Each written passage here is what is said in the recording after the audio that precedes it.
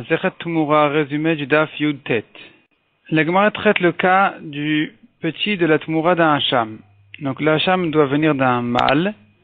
Sa Tumura, si elle était faite sur une femelle et elle a eu un petit, qu'est-ce qu'on fait de ce petit-là? Alors on voit que le petit en question, il n'est pas sacrifié, simplement sa valeur.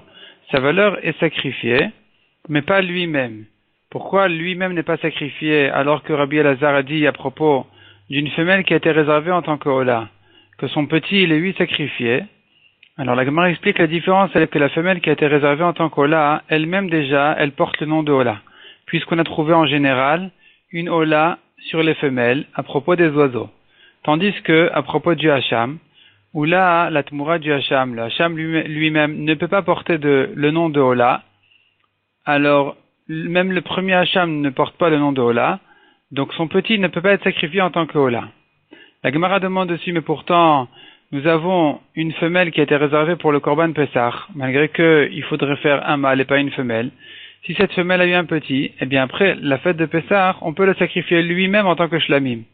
Ici, on devrait se demander pourtant, sa mère ne porte pas le nom de Shlamim, ça a été réservé pour Pessah.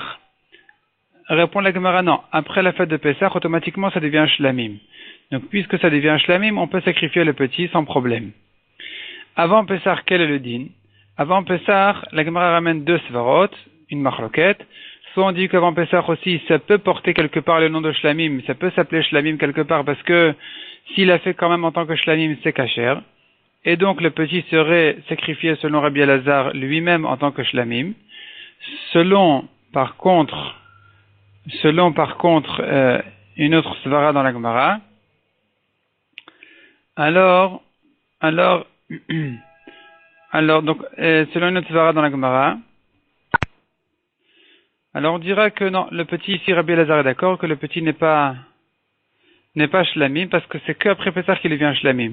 Mais avant Pessah, il est réservé à être Korban Pessah et pas Shlamim, donc il ne peut pas être sacrifié en tant que Shlamim. La Gemara redemande là-dessus, d'une braïta qui dit, celui qui a réservé une femelle pour Korban Pessah, son petit peut être sacrifié lui-même en tant que Pessah. Donc il n'a pas besoin d'être vendu pour en faire un Korban Shlamim, comme ce qu'on a vu jusqu'à présent. Lui-même est sacrifié en tant que Korban Pessah même. Répond la Gemara, il s'agit d'un cas où elle était enceinte déjà la mère, et donc quand il a réservé la mère pour Pessah, il a réservé directement aussi son fœtus pour Korban Pessah, il peut donc servir lui. La Gemara ajoute là-dessus, Rabbi Elazar qui dit que le petit de la femelle du Ola, qui a été réservé pour Ola, peut être sacrifié en tant que Ola, est d'accord, Rabbi Elazar est d'accord, que s'il a réservé une femelle pour Korban Hacham, son petit n'est pas sacrifié en tant que Hacham, parce qu'une femelle ne peut pas porter du tout le nom de Hacham, contrairement à la Ola, où la mère peut lui porter un nom de Ola, puisqu'on a trouvé à propos des oiseaux qu'ils peuvent venir en tant que Korban Ola, même de femelles. Nous avons maintenant une nouvelle Mishnah qui dit, une femelle qui a été réservée pour Korban Hacham, il faut l'envoyer paître, et sa valeur, une fois qu'elle aura un défaut, servira de Korban Hacham. Si le Korban Hacham a déjà été sacrifié, sa valeur donc, on n'en a plus besoin pour le Korban Hacham, qu'est-ce qu'on en fait? Elle servira de Nedava, de Korban Ola Tzibour. Rabbi Shimon dit, il n'y a pas besoin d'attendre qu'elle ait un défaut. Une femelle qui a été réservée pour Hacham, c'est déjà en soi le plus grand défaut qui existe, puisqu'elle ne peut pas servir de Hacham, donc on peut la vendre directement et faire de sa valeur un Korban Ola. Selon Tanakama par contre, lui pense que il faut lui laisser la femelle en question paître jusqu'à ce qu'elle ait un défaut, parce qu'elle a quand même une kedusha pour son corps lui-même. Et donc il faut attendre qu'elle ait un défaut. On ne peut pas la vendre comme ça facilement avant le défaut.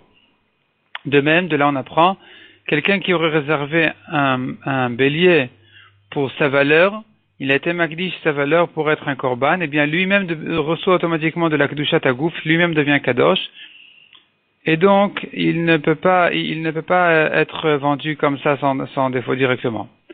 Rabbi Shimon la Gemara dit par contre, lui pense qu'on peut lui vendre cette femelle à sans défaut, puisque lui pense que ce qui n'est pas apte à être sacrifié ne peut pas recevoir non plus de kedusha tagouf, de kedusha pour son corps lui-même.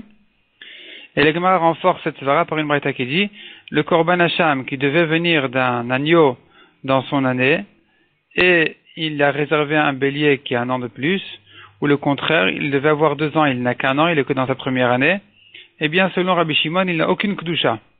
il n'a aucune Kedusha. Donc on voit que Rabbi Shimon pense, il n'a pas de Kedusha Tagouf, et donc Rabbi Shimon, on voit d'ici, qu'il pense que ce qui n'est pas apte à être sacrifié n'a pas de Kedusha Tagouf, et donc c'est Rabbi Shimon Leshitato qui a dit dans la Mishnah que cette femelle en question qui était réservée en tant que Hacham peut être vendue elle-même puisqu'elle n'a pas de Kedusha Tagouf.